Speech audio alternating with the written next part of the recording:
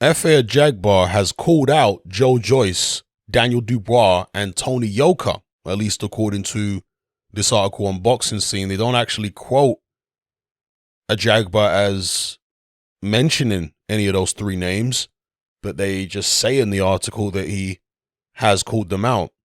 Now, if this is indeed true, how serious do you think Efe Ajagba and his team, most importantly, really are about fighting any of those names? Because if you look at the guys that Efe Ajagba has been facing, they've been nowhere even close to that kind of level. But perhaps they want to step up. Let me know what you guys think. Now, in terms of Joyce, he is quite a bit further along in terms of his career than Efe Ajagba currently is. Joyce, of course, is knocking on the door of a world title.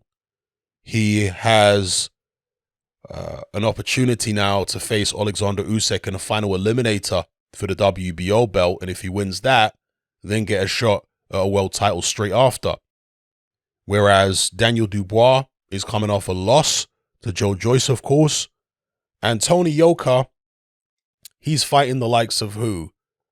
Johan Duopa and people like that. I can't remember who the last person Tony Joka fought was.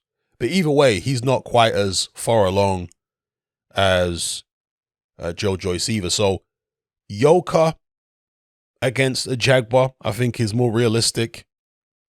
Ajagba versus Dubois. But I still don't see the teams of any of these fighters wanting to put them in against an Efe Ajagba. And vice versa. Do you really see Efe Ajagba's team saying, yeah, let's fight Tony Joka? I mean, they might want to go for the Daniel Dubois fight because of the fact that he's coming off a loss. Maybe they feel like his eye won't be quite the same if it was indeed fractured or injured in some way. And they saw him, of course, quitting that fight. And that might be enough of a chink in his armor psychologically for Ajagba to legitimately want to target that fight, target Dubois as an opponent. Let me know what you guys think in the comments below in terms of how you think he would do against the Daniel Dubois or against a Tony Joka, even against a Joyce. I haven't been particularly impressed by Efe Ajagba, I must say. He's very upright. He's quite a rudimentary heavyweight. He looked vulnerable. He's been down. I can't remember the name of that guy. Was it Kaladze, who was a former cruiserweight? And he had Efe Ajagba down, and he's not noted as a puncher. He also looked pretty pedestrian in a couple of fights which went the full distance.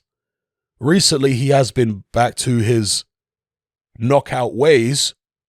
He poleaxed the guy called, let's have a look for his name here, Brian Howard. That's the guy. Knocked him out with a right hand in the third round. Devastating knockout.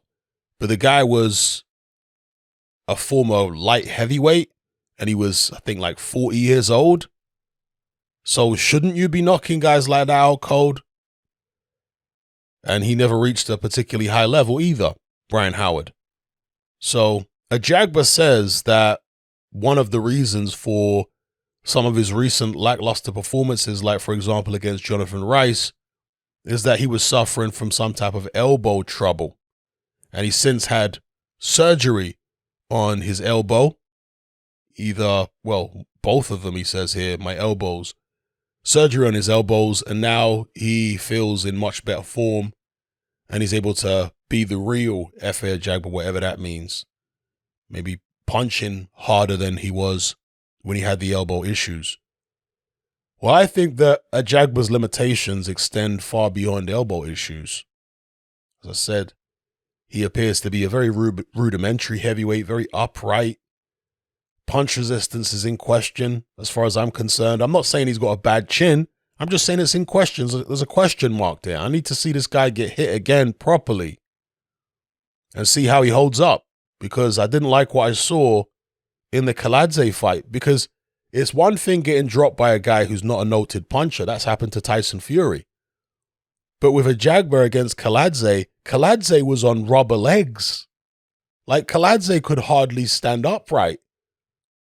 and he came out with one shot and it put Ajagba down.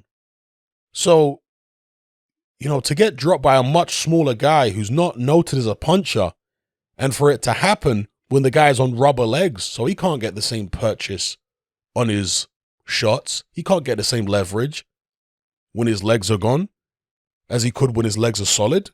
But yet, that was still enough to put Efe Ajagba down. So, definitely an eyebrow raiser. Let me know what you guys think in the comments below about Ajagba, the possibility of him fighting any of these guys. Maybe him and his team have no intention of pursuing those fights. Maybe they know that those fights are not realistic, because even if they wanted them, the teams of Dubois, Joka, Joyce wouldn't be interested in the Ajagba fight right now anyway. Maybe it's just what they call clout chasing. Give me your thoughts in the comments below.